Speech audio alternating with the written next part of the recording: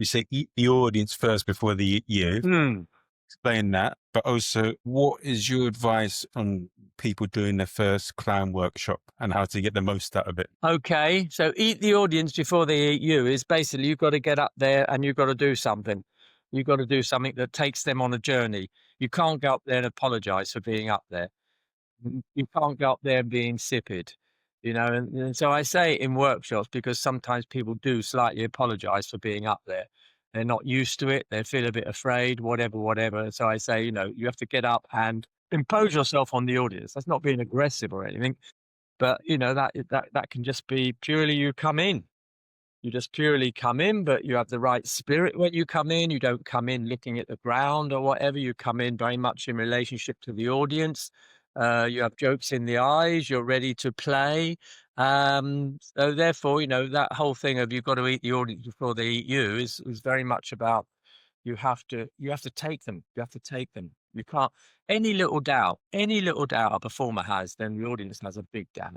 Any little apology for being there might be an invisible apology for being there. I'm a little bit nervous, whatever.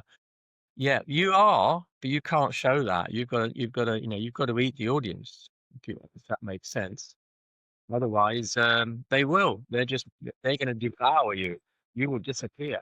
So that's that one. What was the other one? Oh, what was the thing? What would be Best to your... ask me one question at a time because I've got a very bad memory and I've Okay, totally no forgotten what worries. you just said on the second one. So the question was, what advice would you give someone wanting to do their first clown workshop? And what would be your advice for someone that's interested in doing clown? We'll start with one question. Like you said, Yeah, yeah. what is your Well, advice to yeah. someone doing their If you first want to clown do your workshop? first clown workshop, go and do it. I mean, that's it. Go and do it. Don't be scared. Be open. Have fun.